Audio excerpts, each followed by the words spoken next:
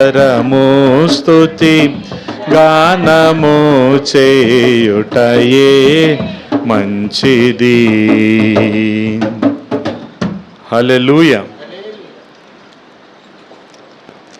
ఈ సమయంలో ఒక మాటను ధ్యానం చేసుకుందాం. నెహెమ్యా గ్రంథము 4వ అధ్యాయము.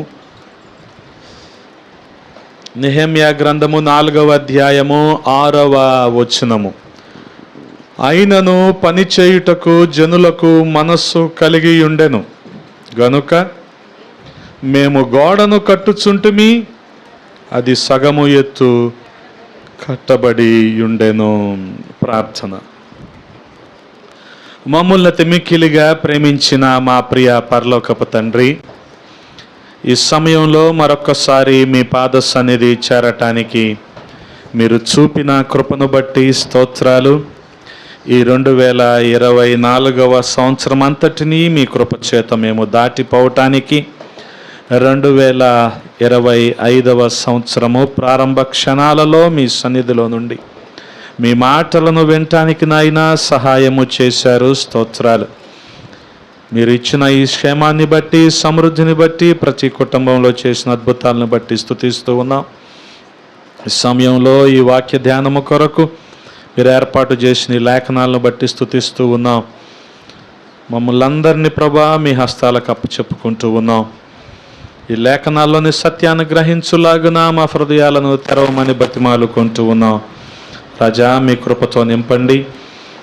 మీ ఆత్మకార్యాలు మా మధ్యలోన మెండుగా జరగనివ్వమని యేసయ్య నామంలో అడిగి వేడుకుంటున్నాము పరమ తండ్రి. ఆమేన్. దేవునికి స్తోత్రం. హల్లెలూయా. గమనించండి ప్రియ సహోదరి సహోదరులారా, సాతాను పడగొట్టేవాడు, విడగొట్టేవాడు, చెడగొట్టేవాడు. కానీ యేసుక్రీస్తు ప్రభువారు పడిపోయిన దానిని తిరిగి కట్టేవాడు, విడిపోయిన వారిని తిరిగి కలిపేవాడు, చెడిపోయిన దానిని బాగు చేసేవాడు ఆయన. ఇక్కడ మెట్టుకు మనం చూడగలిగితే నెహెమ్యా గ్రంథంలో ఆ రీతిగానే పడిపోయిన యెరూషలేము ప్రాకారపు గోడలను నెహెమ్యా కట్టడానికి పూనుకున్నాడు. అందరినీ పోగేశాడు. వారందరిలో దేవుడిచ్చిన ఏకాత్మను బట్టి 4వ అధ్యాయము వచ్చేసరికల్లా గోడ సగము కట్టబడినట్లు ఇక్కడ మనం చూస్తూ ఉన్నాం. అదే రీతిగా 2024వ సంవత్సరంలో సాతాను చేత పడిపోయిన అనేకమైన కుటుంబాలు, అనేక మంది వ్యక్తులు, వారిని కూడా ఈ 2025వ సంవత్సరంలో దేవుడు కట్టడానికి ఇష్టపడుతూ ఉన్నాడు. హల్లెలూయా.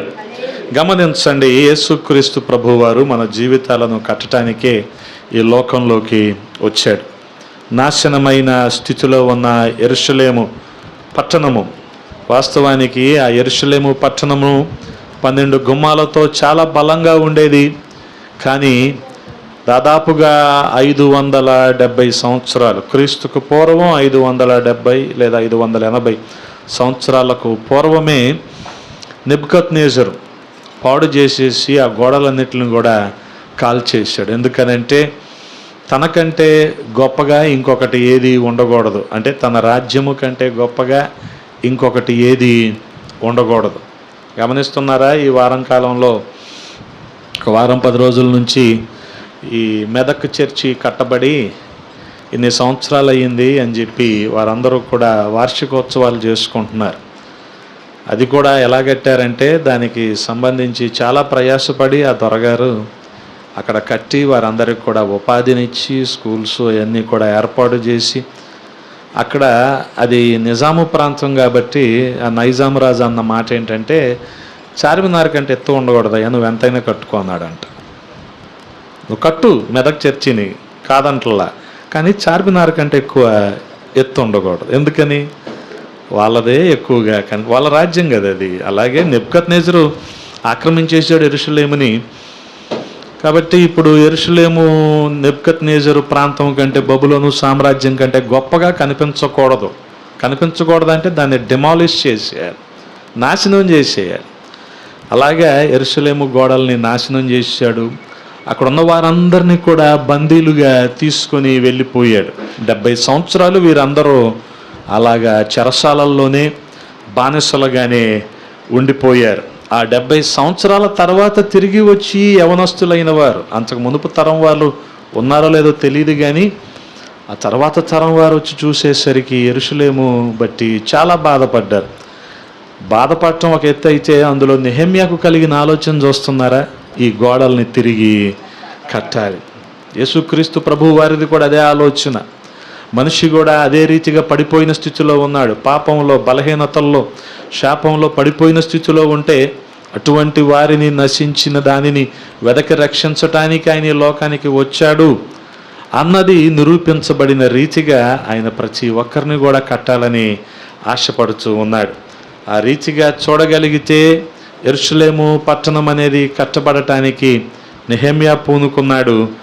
చూడండి 6వ అధ్యాయము 15వ వచనంలో, 6వ అధ్యాయము 15వ వచనంలో, 4వ అధ్యాయం వచ్చేసరికి సగం కట్టబడిందని రాయబడి ఉంది కదా.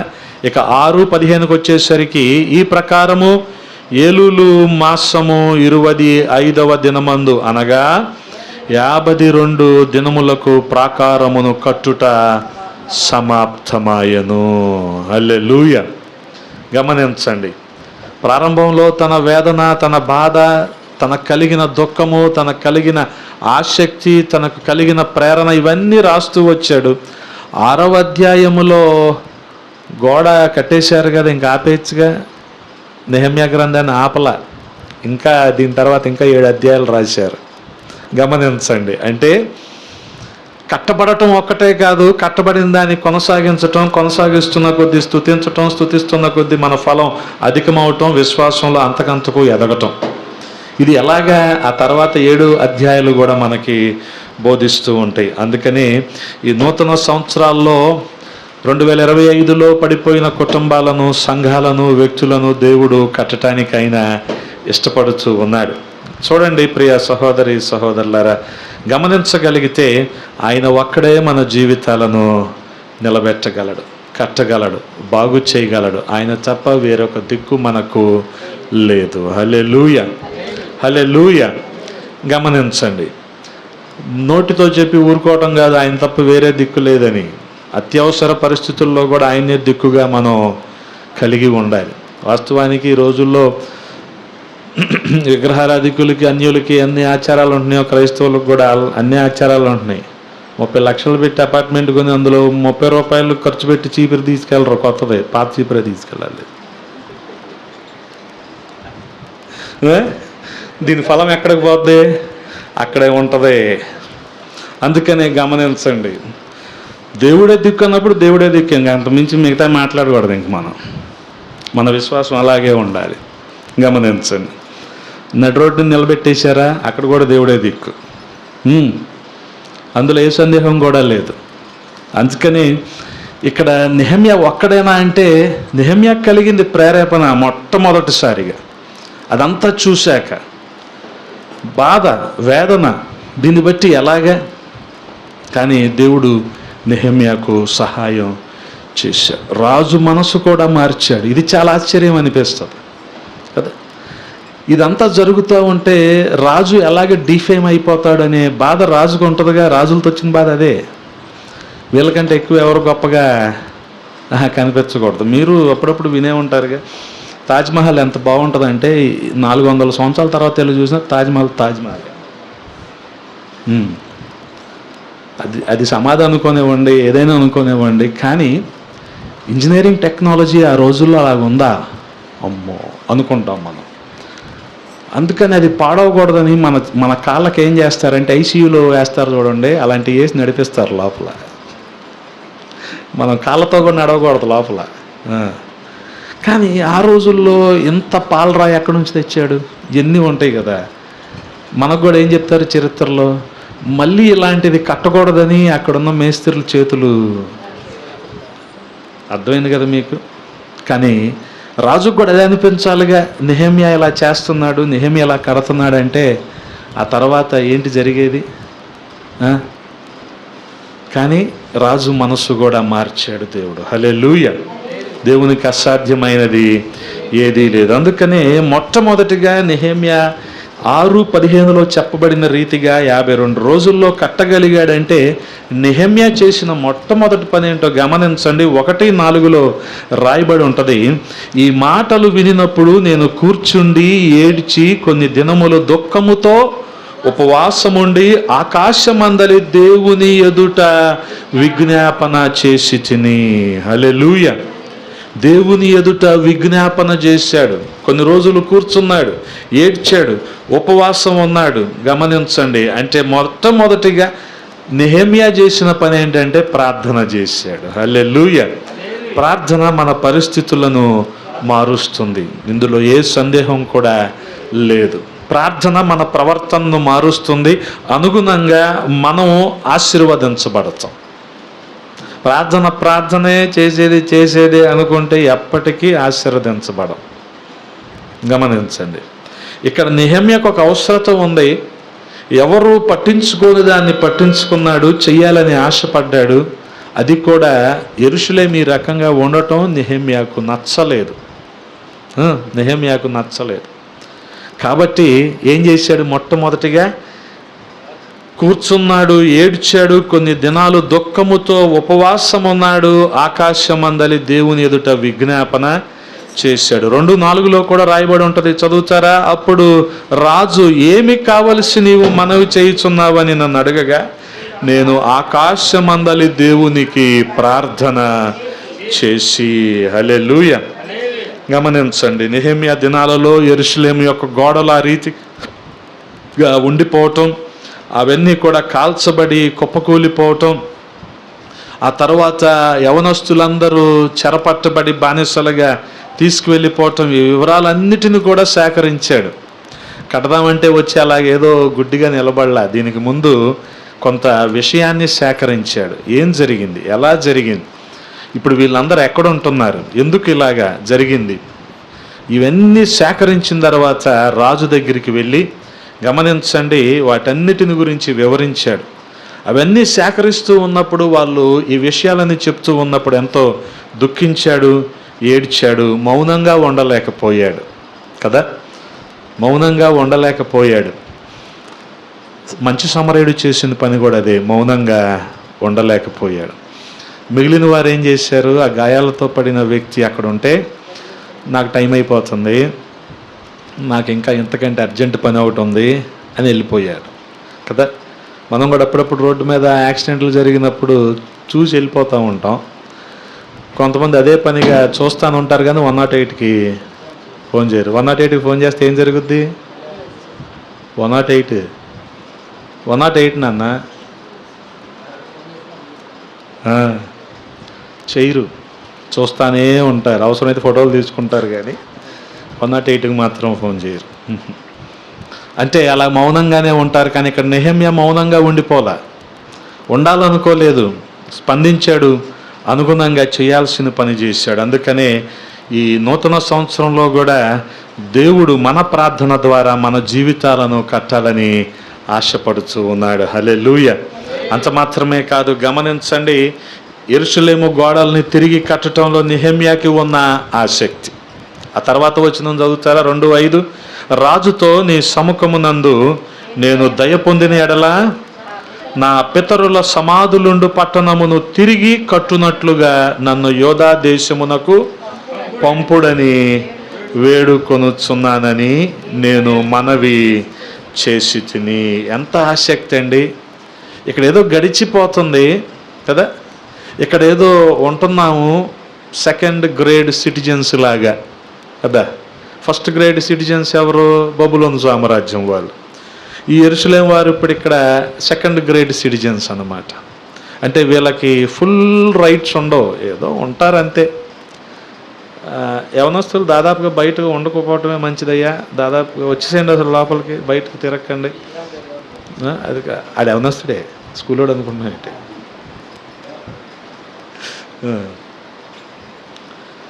పోతురాజు ఇంకా యవనస్తుడు, నాకంటే యవనస్తుడు.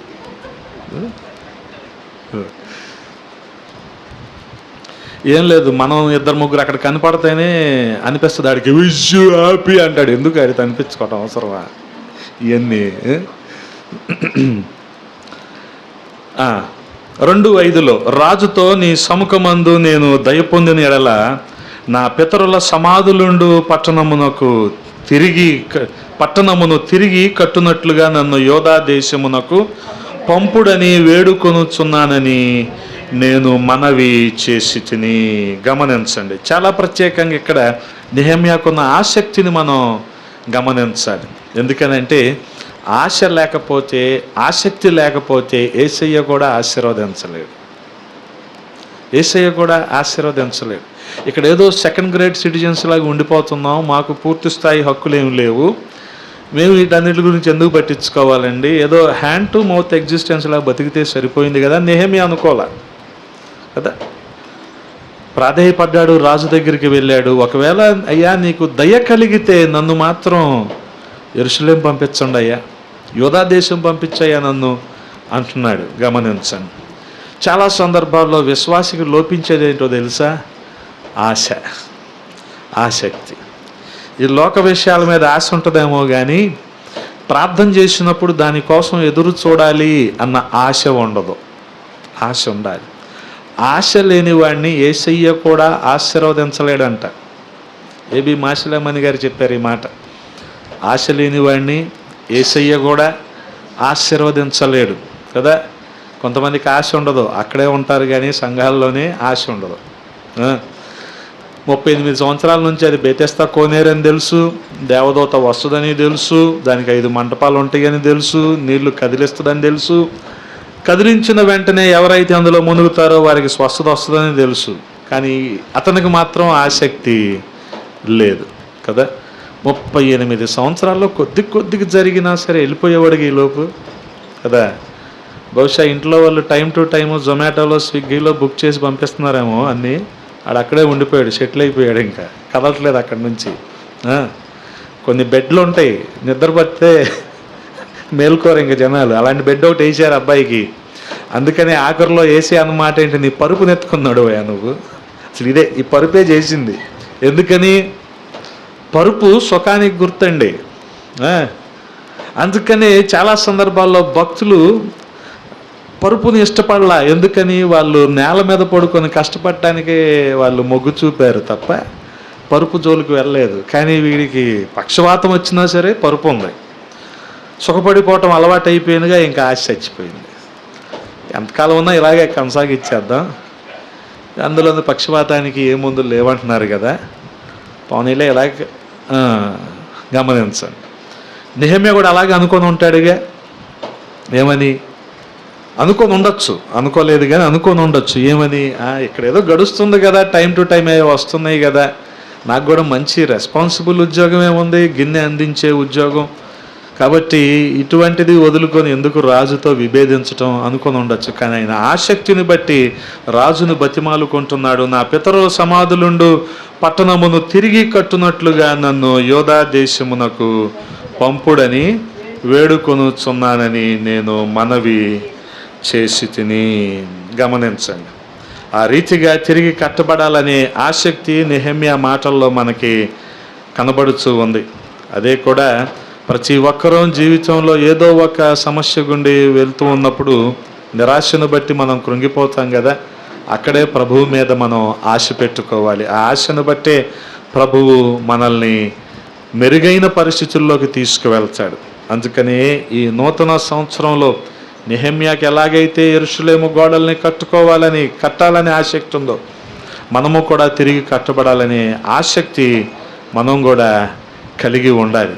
అదే రీతిగా చూడగలిగితే ఇలాగా తిరిగి కట్టబడటానికి నెహెమ్యాకు ఉన్న ప్రేరణ గమనించండి. 2:17 రాయబడి ఉంది కదా. అయితే వారితో నేను ఇట్లాంటిని, మనకు కలిగిన శ్రమ మీకు తెలిసి ఉన్నది. యెరూషలేము ఎట్లు పాడైపోయెనో, దాని గుమ్మములు అగ్ని చేత ఎట్లు కాల్చబడెనో మీరు చూచి ఉన్నారు. మనకు ఇక మీదట నింద రాకుండా యెరూషలేము యొక్క ప్రాకారమును మరలా కట్టుదము రండి.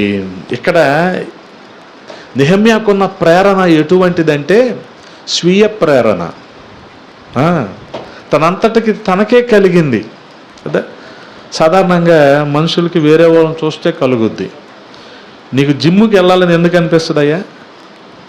చికెన్ షాప్కి వెళ్ళినప్పుడు అక్కడ కండలు తిరిగిన నీగ్రోళ్ళు ఉంటారు కదా, వాళ్ళని చూసినప్పుడు మనం కూడా ఇలాగ వెళ్ళి జిమ్కి వెళ్తే అది ఒక రకమైన ప్రేరణ. అంటే వాళ్ళు చెప్పారు జిమ్కి వెళ్ళు ఇలాగ అవుతావు అని కదా. ఇక బీసెంట్ రోడ్డు పెన్ కార్నర్ దగ్గర మొదలుపెట్టి రాఘవయ్య పార్క్ దగ్గర నడుచుకుంటూ వెళ్ళావనుకో, చాలా ప్రేరణలు కలుగుతూ ఉంటాయి. అదా ఒకటి కాదు రెండు కాదు, అటు తిరిగితే ఒక ప్రేరణ, ఇటు తిరిగితే ఒక ప్రేరణ. అన్నీ కొనేయాలి, అవి వాళ్ళకి బాగుంటాయి, మనకు బాగోవు సార్ కదా. చిరిగిపోయిన ప్యాంటు మీద ప్యాంట్లు, ఒక రకమైన అదే షర్టు మీద టీషర్ట్లు, ఏది రైల్లో టీ అమ్ముకునేవాడు కూడా వేసుకోడు అలాగా. మన వాళ్ళు వేసుకొని పాపం ఇంజనీరింగ్కి వెళ్తూ ఉంటారు, చాలా బాధ అనిపిస్తుంది. ఏంటంటే వాళ్ళకి అలా ప్రేరణ కలిగింది. వీళ్ళకి ఎవరు చెప్పేవాళ్ళు ఉండరు.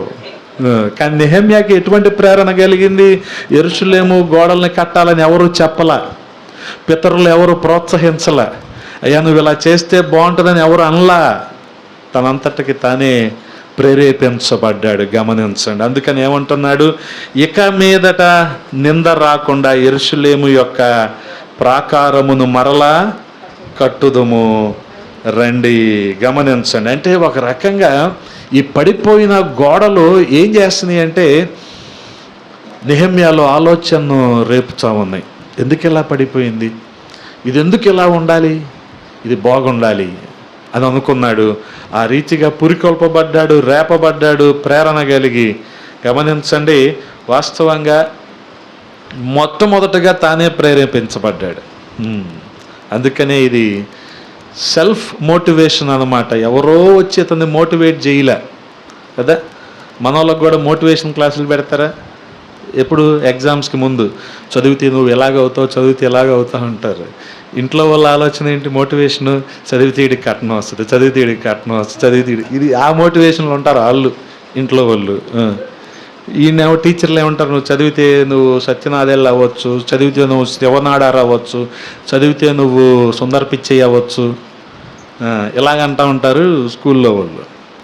మొత్తానికి ఇది ఎవరి మాట వినాలి కదా. వీడికి మాత్రం ఒకటి ఉంటుంది, అదే సెల్ఫ్ మోటివేషన్.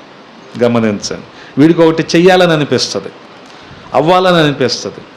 ఇక్కడ నెహెమ్యాకు కూడా ఉన్న ఆ ప్రేరణ ఏంటంటే యెరూషలేము గోడల్ని కట్టాలి. అందుకనే దేవుని ఆత్మచేత నింపబడ్డాడు నెహెమ్యా, దేవుని ఆత్మచేత ప్రేరేపించబడ్డాడు, రేపబడ్డాడు. అందుకనే దేవుని ఆత్మచేత ఎవరు నడిపించబడతారో వారు దేవుని పని చేస్తారు. దేవుని ఆత్మచేత నడిపించబడటం అనేది చాలా ప్రాముఖ్యమైన సంగతి. లేదంటే కటౌట్లు పెట్టుకోవటమే సరిపోద్ది ఇంకా కదా. నన్ను ఎప్పుడైనా స్టేజ్ మీద చూసారా మీరు? చూడరు కూడా, భవిష్యత్తులో కూడా చూడరు. నేను స్టేజ్ మీద కూర్చోటానికి ఇష్టపడను నేను. ఎందుకని? పని వాళ్ళందరూ ఒక చోట కూర్చుంటే పని ఎవరు చేస్తారు కదా. మన వాళ్ళు ఏంటంటే ఒకడు శ్రీకృష్ణదేవరాయలాగా మాట్లాడుతుంటే అష్టదిగ్గజాలాగా అందరు కూర్చుంటే అనుకుంటా ఉంటారు. వీళ్ళందరూ కలిపి తలవారు వీధిలోకి వెళ్తాయి, సువార్త చెప్పచ్చు అన్న ఆలోచన ఒక్కడికి రాదు. వీళ్ళు ఏంటంటే టీం అంటారు. టీమ్గా సాధించింది శూన్యం. చూసా 30 ఏళ్ళ నుంచి ఎవడు టీమ్గా ఏమీ చేయలే. ఇప్పుడు నెహెమ్యా కూడా టీం అంటలేదు. ఇక్కడ ఏమంటున్నాడు? తనకు కలిగింది ఆలోచన, తనకు కలిగిన ఆలోచన డైరెక్ట్గా ఎవరికి చెప్పాడు? రాజుకు చెప్పాడు.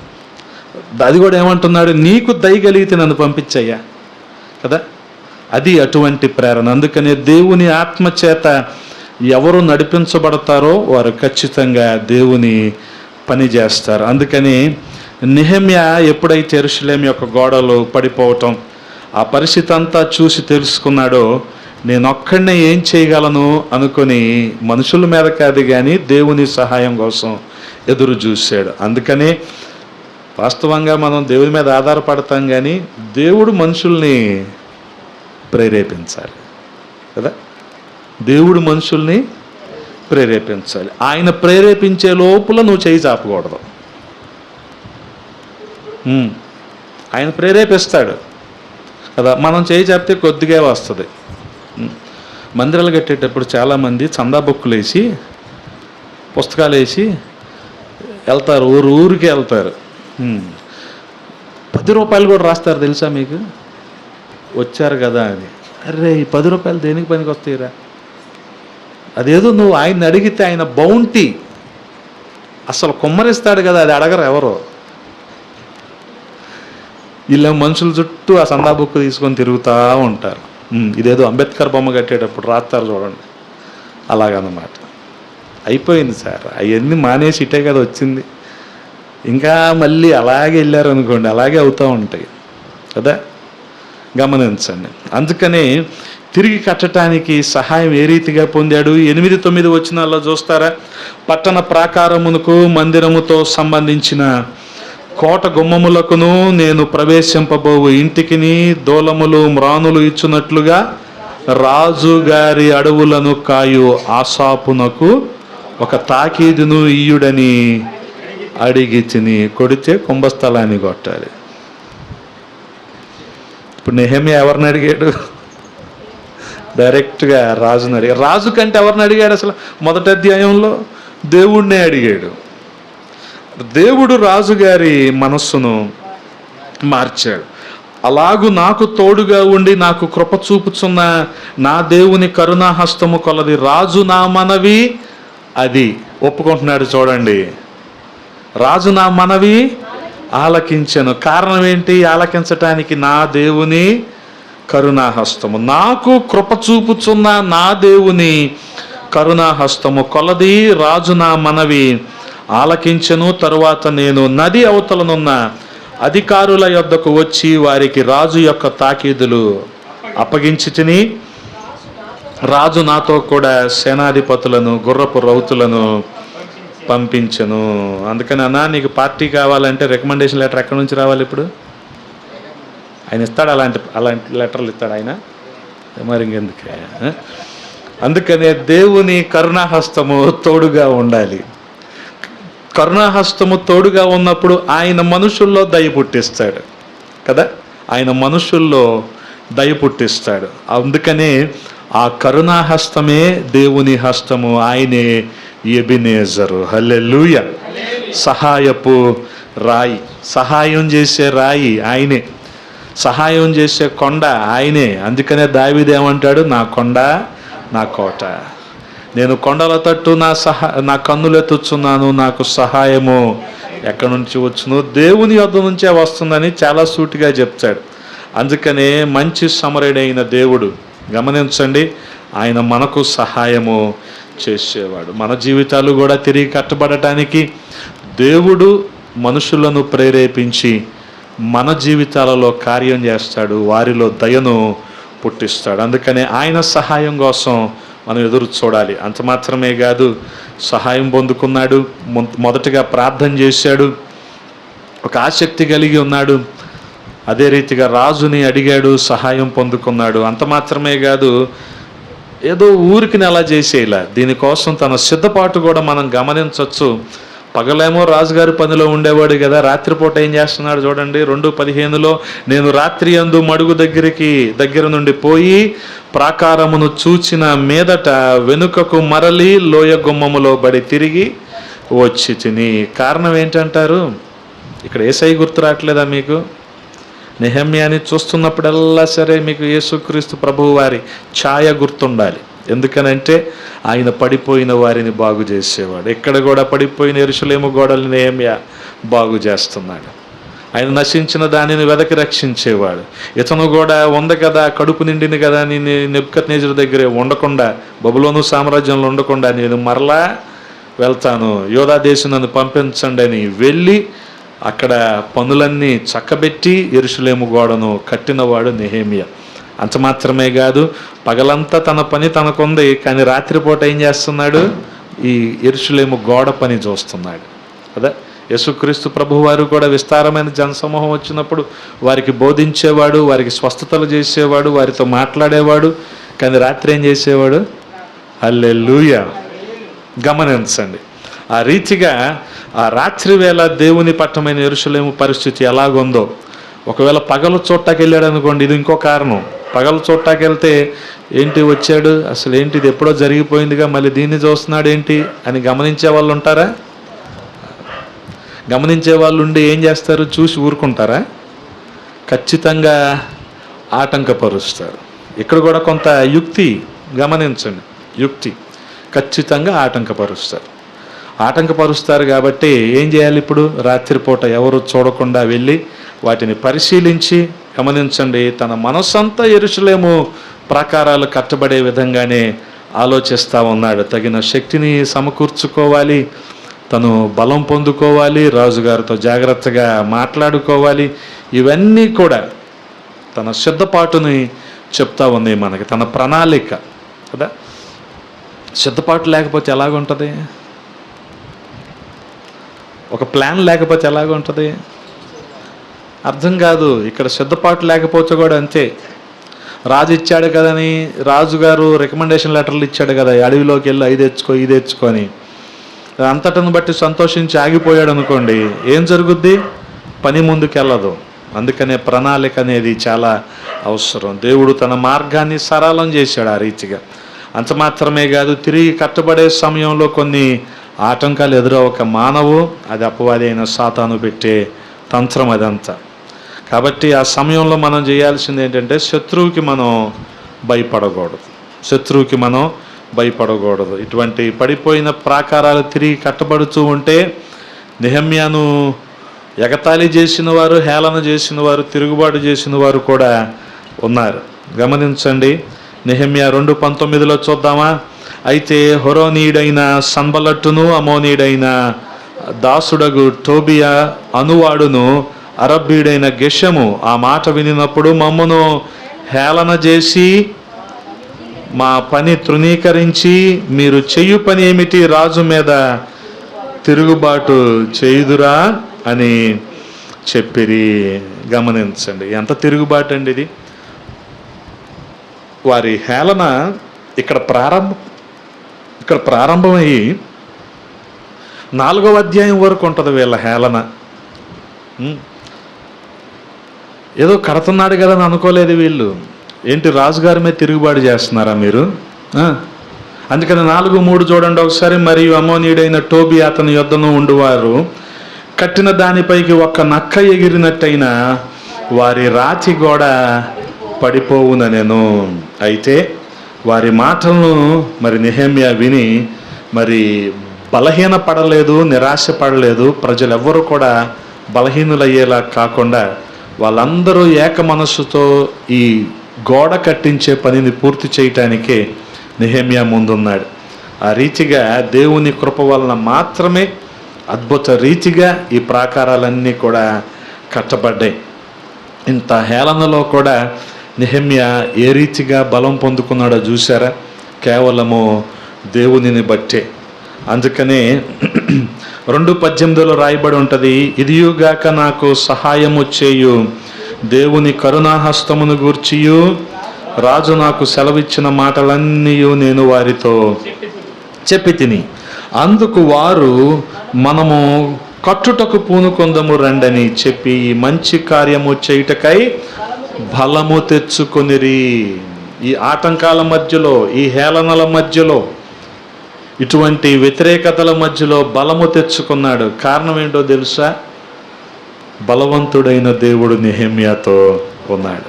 దేవుడు మనల్ని బలపరిచేవాడు, సాతాను బలహీనపరిచేవాడు. గమనించండి. ఏంటి కడుతున్నారు మీరు? ఒక నక్క దూకిందనుకో గోడంతా మళ్ళీ పడిపోద్ది అని చెప్పి ఆ రీతిగా చేశారు. అందుకని పౌలపోస్తలుడు అంటాడు కొరింథీయులకు రాసిన 2వ పత్రికలోనే 4వ అధ్యాయం 7వ వచనంలో, అంటే మా అమ్మాయి బైబిల్ తీదా? బైబిల్ 4వ అధ్యాయం 7వ వచనంలో, ఆ బలాధిక్యము మా మూలమైనది కాక దేవుని దయ్యుండునట్లు మంటి ఘటములలో ఈ ఐశ్వర్యము మాకు కలదు. మంటి ఘటములలో మాకు ఈ ఐశ్వర్యము కారణం ఏంటి? అది దేవుడిచ్చిన బలాధిక్యం. అందుకనే బలాతిశయము గలవాడు ఆయన. ఆ రీతిగా యెషయా కూడా మాట్లాడతాడు 40వ అధ్యాయం 29వ వచనంలో, సొమ్మసిల్లిన వారికి బలమిచ్చువాడు, శక్తిహీనులకు బలాభివృద్ధి కలుగుజేయువాడు ఆయనే. బాలురు సొమ్మసిలుదురు, అలయుదురు, యవనస్తులు తప్పక తొట్టిల్లుదురు. యెహోవా కొరకు ఎదురు చూచువారు నూతన బలము పొందెదరు. వారు పక్షిరాజుల వలె రెక్కలు చాపి పైకెగురుదురు. అలయక పరిగెత్తుదురు, సొమ్మసిల్లక నడిచి పోవుదురు. గమనించండి, అన్ని వైపుల నుంచి శ్రమ పడుతున్నా సరే, వ్యతిరేకతలు ఎదురవుతున్నా సరే, నెహెమ్యా అటువంటి దాన్ని అనుభవించాడు. అందుకనే దేవుడు కూడా మనకు అభయాన్ని ఇస్తూ ఉన్నాడు. ఆయన మనకు బలపరిచే దేవుడుగా ఉన్నాడు. అందుకనే గమనించండి, మరి మోడైపోయిన నయోమి కుటుంబాన్ని దేవుడు బాగు చేశాడా? వెళ్తానేమో చాలా ఆనందంగా వెళ్ళింది, వచ్చేటప్పుడు మాత్రం ఖాళీ చేతులతో వచ్చింది. వచ్చేటప్పుడు వాళ్ళందరూ అడిగారు, ఏమ్మా ఇలాగ అయిపోయావు, ఏంటి నయోమి అంటే, నయోమి కాదు, ఇక మీదట నన్ను మీరు మారా అని పిలవండి. నేను మధురంగా వెళ్ళాను కానీ వచ్చేటప్పుడు చేదుగా వచ్చా. భర్తను కోల్పోయా, కుమారులిద్దరిని కోల్పోయానని. కానీ గమనించండి, మోడైపోయిన దాన్ని కూడా దేవుడు చిగురింపజేసాడు. అందుకనే ఆయన మొద్దులో నుంచి చిగురుగా ఆయన పుట్టాడు. హల్లెలూయా. ఇలా పడిపోయిన గోడను కూడా ఆయన కట్టడానికి కలిగిన కారణం ఏంటో తెలుసా? ఆయన ఆ రీతిగా మోడును కూడా చిగురింపజేసేవాడుగా ఉన్నాడు. హల్లెలూయా. మోడు బారిన జీవితాలను చిగురింపజేయగలవు నీవు.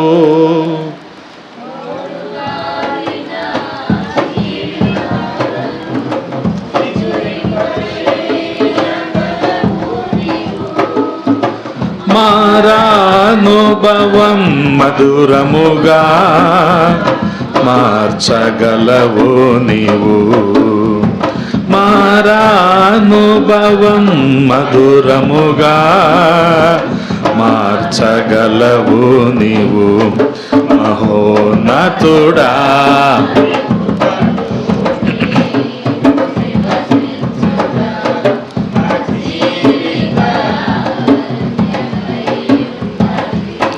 మహోన్నతుడా నీ కృపలో నేను నివసించుట. మహోన్నతుడా